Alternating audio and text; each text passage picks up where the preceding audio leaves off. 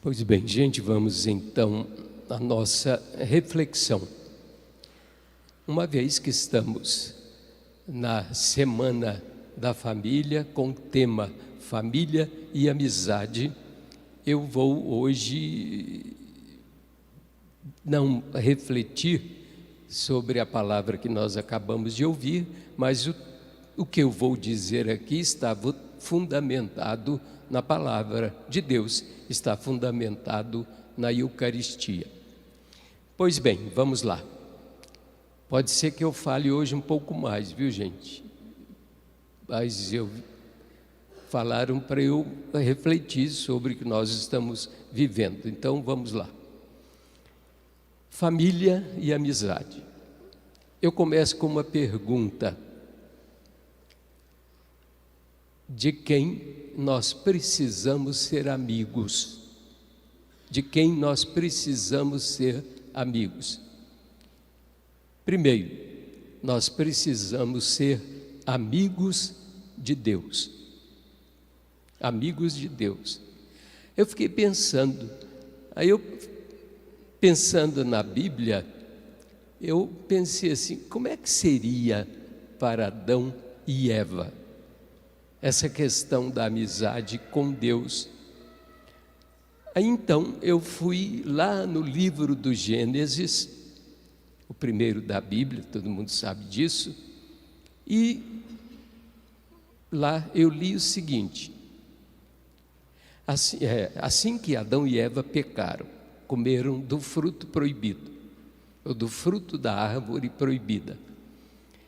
Diz assim o texto: eis que ouviram o barulho dos passos do Senhor Deus que passeava no jardim à hora da brisa da tarde. Adão e Eva então se esconderam. Eu achei tão bonito isso aqui. Eles ouviram os passos de Deus que passeava pelo jardim ao cair da brisa da tarde, ou ao cair da tarde. Imaginem todas as tardes você apreciar Deus passeando no seu jardim. Devia ser maravilhoso, devia haver uma convivência, uma proximidade extremas. É muito interessante isso. Ao cair da tarde.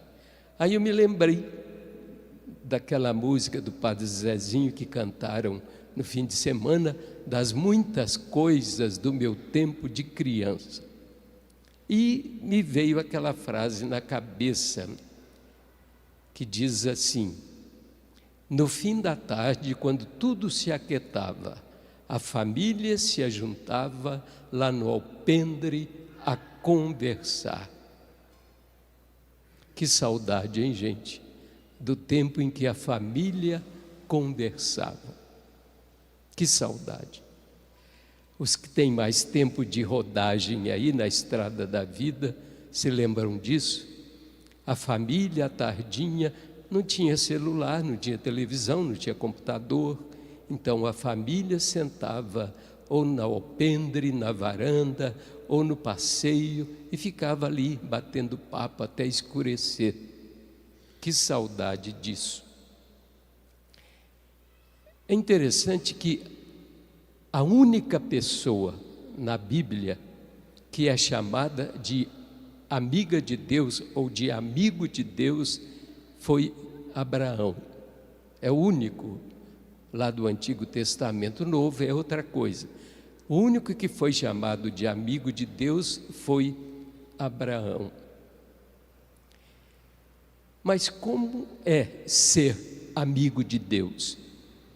Deve ser complicado ser amigo de Deus. Mas não é tanto assim não, aliás, é muito tranquilo, muito melhor do que no Antigo Testamento. Porque vejam, Jesus disse na quinta-feira santa à noite: eu chamei vocês de amigos. Eu chamei vocês de amigos porque eu revelei, eu abri a minha vida com meu Pai, eu abri com vocês, eu revelei tudo do meu Pai. Então vejam, para reatar o diálogo com a humanidade, com o homem e a mulher, para resgatar a amizade com eles, Deus se fez humano como nós, humano como a humanidade é humana. Ele se fez semelhante a nós. Então vejam que o Verbo feito carne, quer dizer, o Filho de Deus feito carne, foi o melhor jeito que Deus achou para se tornar nosso amigo novamente, ou para que nós nos tornássemos amigos dele novamente, porque ele permaneceu o que era. O homem, a mulher é que mudaram. Aí eu pergunto a vocês, pergunto a mim também, como é que eu converso com Jesus? Esse Deus que se fez carne e se aproximou de mim e que eu como a cada celebração eucarística que eu participo. Como é que é a minha conversa com Ele? Como é que é o meu jeito de me aproximar dEle?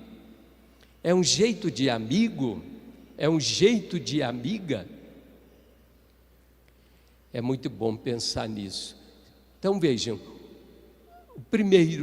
a primeira necessidade que temos de ser amigos é ser amigos de Deus. E a segunda é ser amigo dos meus semelhantes, dos meus próximos, daqueles humanos como eu e daquelas humanas como eu. Ter amizade com os semelhantes. Como é que é isso? Como é que é a amizade?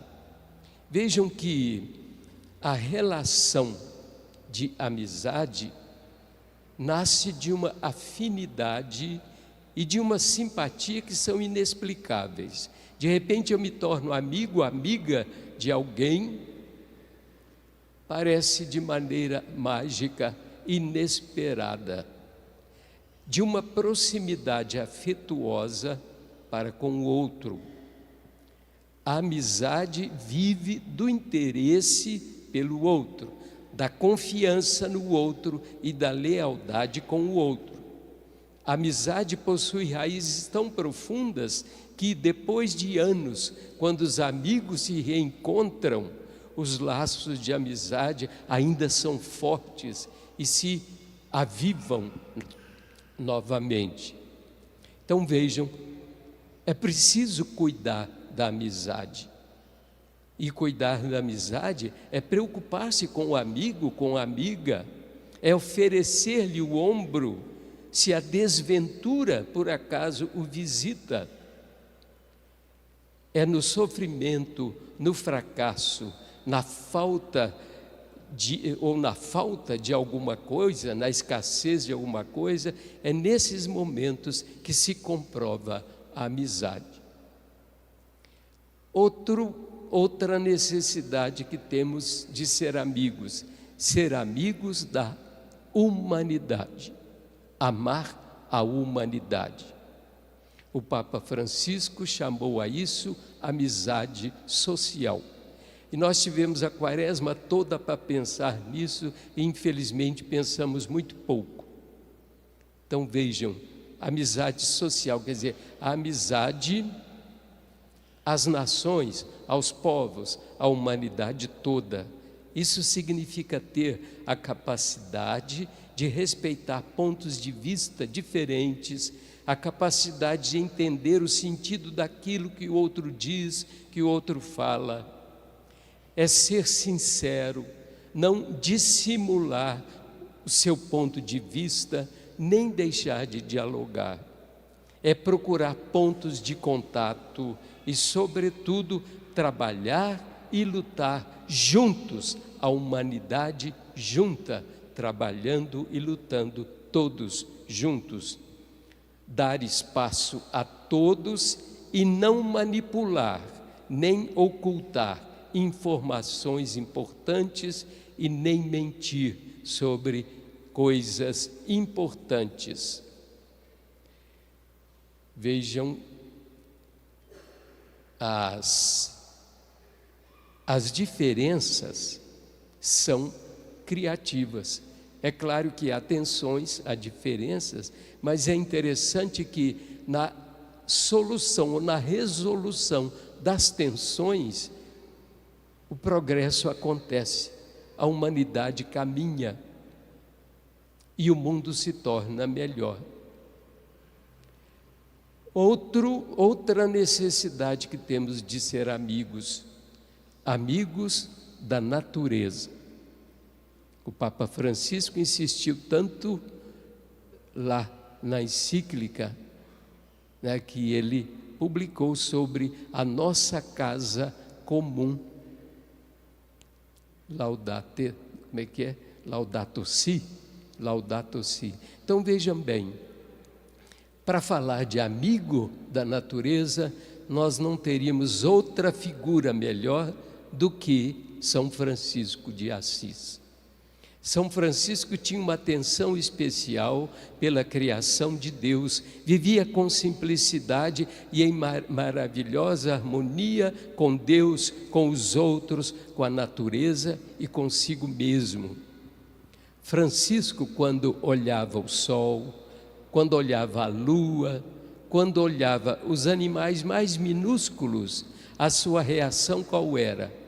Era cantar, era louvar a Deus. Aí ele entrava então em contato com a criação. É interessante que ele pregava para as flores. Parece coisa de doido. Ele pregava para as flores, convidando-as a louvar o Senhor, como se as flores gozassem de uma razão, de uma compreensão. Francisco sentia-se chamado a cuidar de tudo que existe. Ser amigo da natureza é cuidar da casa comum. Tudo bem, gente, são essas quatro necessidades: amigos de Deus, amigos dos semelhantes, dos próximos, amigo da humanidade e amigo da natureza, amiga da natureza. Agora, gente, família e amizade. Onde se aprende a amizade? O que vocês acham? Onde é que a gente aprende a ser amigo? É claro que é na família. É interessante, há um estágio ou um estádio na vida da criança, quando a criança tem ali pelos 6 a 8 meses de idade, a mamãe pega o bebê, o coloca diante do espelho e diz assim: olha o bebê lá no espelho, olha o bebê lá dentro. Qual é a reação da criança? A criança olha para a mãe, ou para quem teve esse gesto com ela, a criança olha, acha estranho, porque ela percebe: eu não estou lá dentro, eu estou aqui. Vejam que é a primeira mentira da mamãe, é a primeira mentira, e com isso a criança começa a ter uma visão torta de si mesma. Então eu disse isso para pegar um outro aspecto. Vejam, o irmãozinho bate na irmãzinha, aí a mamãe vai lá, ou o papai, aí a mamãe vai lá e diz para ele assim: filhinho, você tem que ser amigo da sua irmãzinha. Aí a criança olha assim para a mamãe ou para o papai, seja quem for, ela olha assim meio sem jeito, meio medrosa e diz assim: mas você não é amiga do papai, você não é amigo da mamãe. Vejam bem, gente, o respeito nasce da admiração. Se eu não admiro meu pai, se eu não admiro a minha mãe, eu não vou respeitá-los. O respeito nasce da admiração. Tudo bem, e agora, como cultivar a amizade na família? Claro, eu não estou dando aqui receita, né? Mas nós estamos conversando sobre o tema. Então, como cultivar a amizade familiar? 2 sentimentos são primeiros e fundamentais, e muito simples: é o bem-querer e o cuidado. O bem-querer e o cuidado. O Papa Francisco, na Fratelli Tutti, ele usa uma expressão muito interessante, bonita: recuperar a amabilidade. Recuperar a amabilidade. A amabilidade é a capacidade de amar. A amabilidade é a atenção cuidadosa.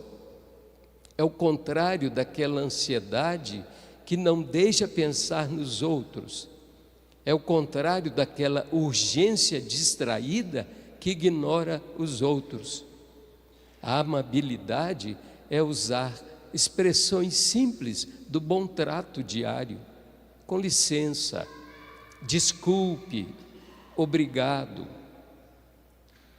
É prestar atenção no outro, é sorrir, é estimular o outro, é criar espaço de escuta, criar espaços de conversa e criar espaços de lazer.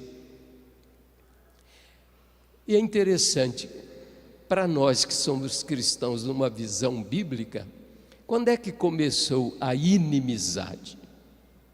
Quando é que começou? Aí eu fui lá no livro do Gênesis de novo.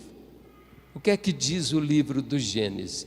O livro do Gênesis diz assim que, logo depois que Adão e Eva pecaram, o Senhor Deus chamou o homem e perguntou-lhe: onde estás? Ele respondeu: eu ouvi o barulho dos vossos passos no jardim e tive medo, porque eu estou nu. Então eu me escondi.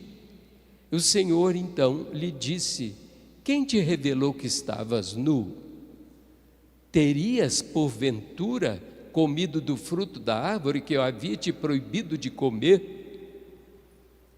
O homem respondeu: a mulher que tu puseste ao meu lado apresentou-me o fruto e eu comi.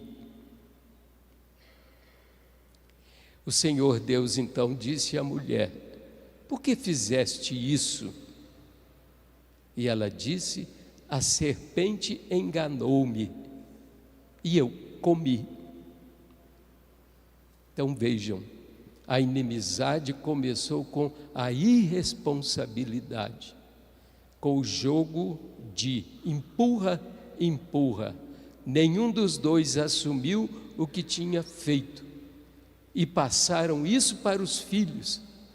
Tanto assim que logo depois os filhos, um matou o outro. Caim matou Abel. Por uma coisa banal, porque os dois ofereceram sacrifício, a fumaça do sacrifício de Abel subiu para o céu e a do Caim se espalhou, não subiu, por ciúme, por inveja. Aí começou a inimizade. Então a Bíblia é uma história, é a história do bem, mas também assim, no escuro, ela também é a história do mal. Então, gente, para terminar, eu quero dizer uma coisa que é fundamental, importantíssima: falar. Falem, falem.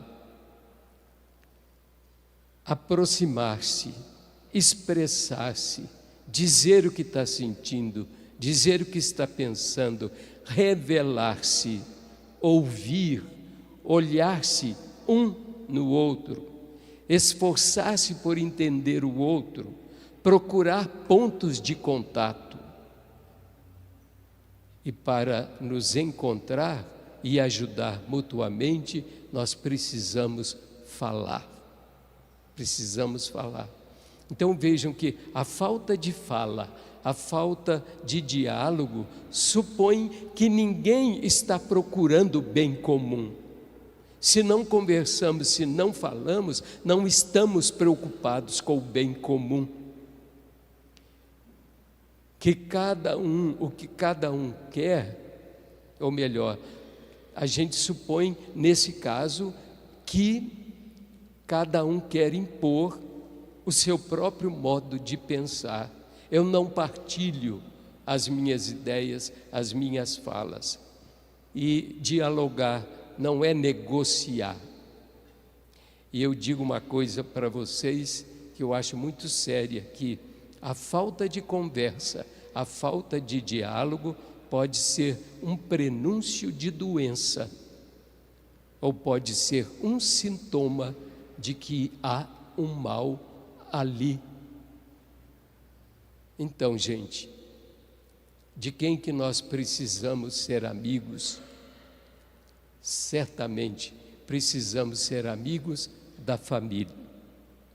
Vamos ficar de pé então e vamos apresentar a Deus os pedidos da nossa comunidade. Meus irmãos e irmãs, Jesus avisa-nos de que não há comunidade sem atritos. Elevemos por isso a nossa oração a Deus Pai, que é maior do que o nosso pobre coração e pode abrir ao perdão e ao amor sem limites. Por isso, digamos: ouvi-nos, Senhor. Ouvi-nos, Senhor.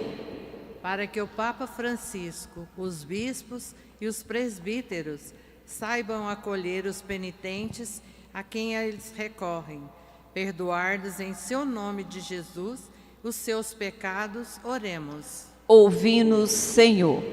Para que todos aqueles que ofendem o Altíssimo e não observam seus mandamentos